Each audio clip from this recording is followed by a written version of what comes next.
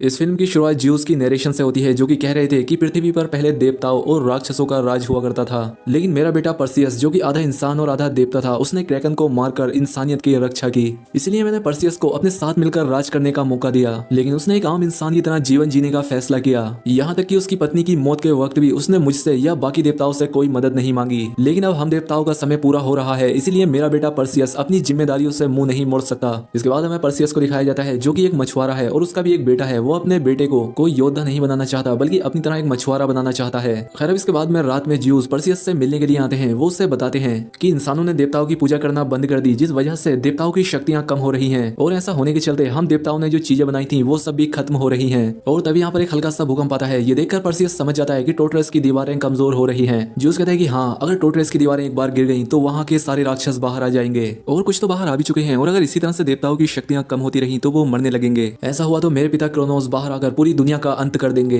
इसलिए juice Perseus से कहता है कि हमें तुम्हारी मदद चाहिए, क्योंकि तुम आधे देवता हो और तुम बाकी देवताओं के साथ मिलकर इस परेशानी का कोई हल निकाल सकते हो। लेकिन पर्सियस कहता है कि अब आपको यहाँ से जाना चाहिए, जिस पर ज्यूस वहां से चले जाते हैं। इसके बाद पोसाइडन, ज्यूस और ज्यूस का बेटा एरीज, ये तीनों के तीनों पाताल नगरी हेडीज से मिलने के लिए जाते हैं, और ये उससे कहते हैं कि हम टोटरस की दीवारें दोबारा से बनाना चाहते हैं, उन्हें मजबूत करना चाहते हैं ताकि वहां से कोई भी बाहर न निकले। लेकिन हेडीज उनकी इस बात को मानने से इनकार कर देता है। लेकिन हेडीज, जिसे ज्यूस ने स्वर्ग से निकालकर पाताल में भेज दिया था, वो इन पर आक्रमण कर देता है, जिसमें पोसाइडन घायल हो जाता है, जबकि एरिस अपने ही पिता ज्यूस पर हमला कर देता है। वो उन्हें कैद कर लेता है, जिससे हमें समझ आ जाता है कि ये एडिस के साथ मिला हुआ है। और वहीं टार्टरस की वॉल कमजोर होने की वजह से उसमें से बहुत सारे राक्षस बाहर निकलकर तबाही मचाने लगे थे, और इन्हीं सब में से एक राक्षस था जिसके दो मुंह थे। वो अपने मुंह से आग निकालकर पर्सियस के गांव को तबाह करने लगता है। लेकिन यहाँ पर्सियस पहुंच जाता है। वो बड़ी ही हिम्मत के साथ उसका सामना करता है और उस राक्षस को मार देता है। लेकिन इस लड़ाई में वो काफी घायल हो गया था। अब इसके बाद वो अपने ही गांव की एक औरत से अपना इलाज कराता है। वो औरत उससे कहती है कि तुम आदि देवता हो, तुम्हें ये सब रोकना चाहिए। लेकिन पर्सियस उस औरत से कहता है कि मैंने अपनी वाइफ से वादा किया था कि मैं अपने बेटे को तलवार उठाने नहीं दूंगा।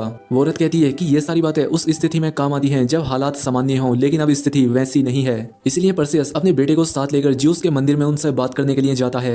लेकिन वहां पर कोई नहीं था, और काफी प्रार्थना करने के बाद भी ज्यूस वहां पर नहीं आते। लेकिन यहाँ पर पोसाइडन पहुंच जाता है। पोसाइडन यहाँ पर काफी घायल थे। वो यहाँ पर पर्सियस को बताते हैं कि तुम्हारे फादर ज्यूस को हेडिस ने गिरफ्तार कर लिया है, और इसलिए अब तुम्हें ही कुछ करना होगा। पर्सियस उनसे कहता है लेकिन मैं पूरी तरह से देवता नहीं हूँ। पोसाइडन कहता है कि तुम जाकर मेरे बेटे एग्नोर से मिलो, क्योंकि वो भी आधा देवता है। वो रानी एंड्रोमेडा के पास कैद है। तुम उसकी मदद से हेपाइसिस के पास जाओ। दरअसल हेपाइसिस वही था जिसने टार्टरस का नक्शा बनाया था। इसके बाद पोसाइडन पर्सियस को अपना त्रिशूल देते हुए कहते हैं कि अगर मेरा बेटा एग्नोर इसके लायक हो तो ये उसे दे देना। जिसके बाद पोसाइडन की जान चली जाती है। इसके बाद पर्सियस अपने उड़ने वाले घोड़े पर बैठकर रानी एंड्रोमेडा के पास चला जाता है। लेकिन वही एंड्रोमेडा के सैनिक उसे हवा में उड़ता देखकर उसे दुश्मन समझकर उस पर तीर चलाने वाले ही होते हैं कि तभी यहाँ रानी एंड्रोमेडा आकर उन्हें रोकती है। और जब उन्हें यह पता चलता है कि ये पर्सियस है तो सभी सैनिक उसके सामने झुक जाते हैं। इसके बाद पर्सियस एंड्रोमेडा के साथ एग्नोर से मिलता है, जिसके बाद पर्सियस उसे बताता है कि मैं ज्यूस का बेटा हूँ और मैं भी तुम्हारी तरह आधा इंसान और आधा देवता हूँ। साथ ही पर्सियस उसे बताता है कि तुम्हारे पिता अब मर चुके हैं, जिस पर वो कहता है कि देवता कभी नहीं मरते। लेकिन पर्सियस उसे याद दिलाता है कि अब देवता भी मरने लगे हैं। एग्नोर उससे कहता है कि अगर रानी एंड्रोमेडा मेरे शहर के वजन जितना सोना मुझे देने का वादा करे तो मैं तुम्हारी मदद कर सकता हूँ, और इसीलिए रानी एंड्रोमेडा उसे सोना देने का वादा करती है। इसके बाद ये दोनों रानी एंड्रोमेडा और उसके कुछ सैनिक उस टापू पर जाने के लिए निकल पड़ते हैं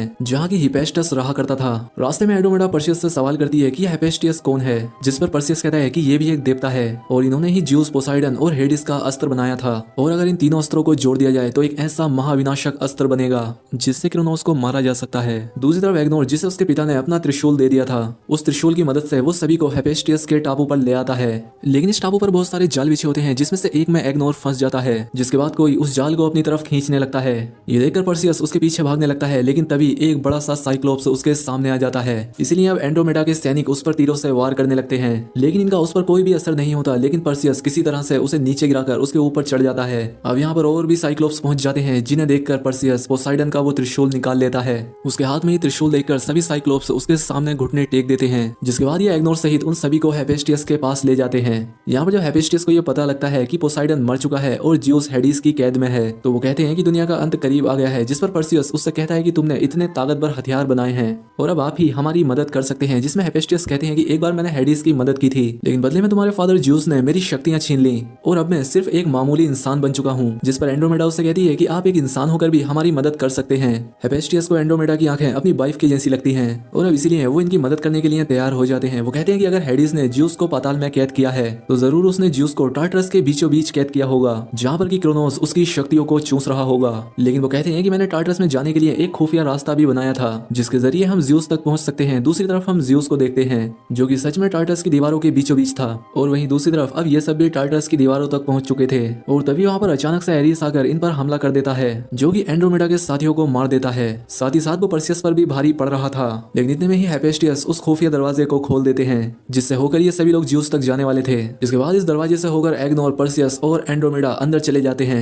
लेकिन एरिस हेफेस्टियस को आखिर में अपना शिकार बना लेता है। अब अंदर पहुंचकर ये तीनों एक नक्शे की मदद से आगे बढ़ रहे होते हैं, और वहीं अंदर आने पर टार्टरस की दीवारें थोड़ी थोड़ी देर में ही अपनी जगह बदल रही होती हैं। इसलिए ये सभी लोग बड़ी ही सावधानी के साथ कदम बढ़ाते हुए आगे बढ़ते हैं, क्योंकि यहाँ पर कोई भी एक छोटी सी गलती इनकी जान ले सकती थी। दूसरी तरफ ज्यूस हेडिस से सवाल करते हैं कि मैंने तुम्हें पाताल लोक भेज दिया, लेकिन क्या तुम फिर भी मुझे माफ कर सकते हो? ज्यूस कहता है कि तुमने तो मुझे इस तरह से आग की जंजीरों में बांध रखा है, लेकिन फिर भी मैं तुम्हें माफ कर रहा हूँ। ये बात सुनकर हेडिस भी ज्यूस के लिए थोड़ा नर्म हो जाता है। लेकिन वहीं एरिस इन दोनों को इस तरह से बातें करता देखकर वो हेडिस पर टूट पड़ता है। जिसके बाद वो ज्यूस के हथियार से हेडिस को मारने ही वाला होता है कि ज्यूस अपने उस अस्त्र को अपनी शक्तियों से रोक देते हैं, जिस वजह से वो हेडिस को मार नहीं पाता। और अब हेडिस को संभलने का मौका मिल जाता है। वो उठकर एरिस से लड़ने लगते हैं, जिससे ये दोनों यहाँ पर बनी एक ज्वालामुखी की तरफ गिरने लगते हैं। इतने में ही यहाँ पर परसियस भी पहुंच जाता है और वो ज्यूस को आजाद कराता है। लेकिन तब तक क्रोनोस ने ज्यूस की काफी सारी शक्तियां चूस ली थी, जिस वजह से ज्यूस काफी बूढ़े हो गए थे। खैर अब परसियस ज्यूस को लेकर यहाँ से जाने लगता है कि तभी उसके सामने फिर से एरिस आ जाता है, जिसके पीछे से हेडिस भी आकर उसे ज्यूस को कुछ भी करने से रोकता है। इसके बाद इन दोनों में वापस से लड़ाई शुरू हो जाती है। अब इतने में ही परसियस ज्यूस को लेकर बाहर जा ही रहा होता है। इतने में ही एरिस पोसाइडन के त्रिशूल से ज्यूस पर वार करता है, जिससे ज्यूस काफी घायल हो जाते हैं। लेकिन इससे पहले कि एरिस कुछ और कर पाता, ज्यूस परसियस से हेडिस का वो अस्त्र लेकर उसे पोसाइडन के त्रिशूल से जोड़ देते हैं, जिससे एक तेज रोशनी के साथ ये लोग वहां से गायब होकर रानी एंड्रोमेडा के राज्य में टेलीपोर्ट हो जाते हैं। लेकिन अब ज्यूस काफी कमजोर हो चुके थे, जो कि परसियस से उन तीनों हथियारों को जोड़कर क्रोनोस से लड़ने के लिए कहते हैं। लेकिन परसियस के पास सिर्फ 2 ही अस्त्र थे, क्योंकि ज्यूस का अस्त्र एरिस के पास था। इसीलिए वो टेलीपोर्ट पावर का इस्तेमाल करके अपने भाई एरिस को लड़ाई की चुनौती देता है, और अब इसीलिए एरिस परसियस की बताई हुई जगह पर पहुंच जाता है। लेकिन उसके पास परसियस का बेटा होता है, जिस पर परसियस उससे विनती करता है कि प्लीज मेरे बेटे को इस लड़ाई से दूर रखो। एरिस कहता है कि मैं इससे कुछ नहीं करूंगा, बल्कि इसके सामने इसके बाप को यानी कि तुम्हें मारूंगा। जिसके बाद इन दोनों के बीच एक बहुत ही भयंकर लड़ाई होती है। दूसरी तरफ अब क्रोनोस टार्टरस की दीवारों से आजाद हो चुका था। अब बहुत सारे राक्षस बाहर पृथ्वी पर आ चुके थे। वो बाहर आकर काफी आतंक मचा रहे थे, और रानी एंड्रोमेडा और उसके सैनिक इन राक्षसों का सामना कर रहे थे। दूसरी तरफ हम ज्यूस को देखते हैं, जो कि अधमरी हालत में थे। तभी उनके पास हेडिस आकर उनके कान में कहता है कि मैंने तुम्हें माफ कर दिया है। ऐसा कहकर वो उनके हाथ को पकड़ता है, जिससे ज्यूस की शक्तियां वापस लौट आती हैं और वो जवान हो चुके थे। अब ये दोनों भी बाहर आकर उन राक्षसों का सामना करने लगते हैं। बाहर क्रोनोस ने चारों तरफ तबाही मचा रखी होती है, और ये उसे रोकने की कोशिश करते हैं। लेकिन अब ये उतने शक्तिशाली नहीं थे, इनके पास इनके हथियार भी नहीं थे, इसलिए ये उसे रोक नहीं पाते और इनकी सारी शक्तियां खत्म हो जाती हैं। जबकि दूसरी तरफ चल रही परसियस और एरिस की लड़ाई में परसियस एरिस को मार देता है, और फिर वो उन तीनों अस्त्रों को मिलाकर एक महाअस्त्र बना लेता है।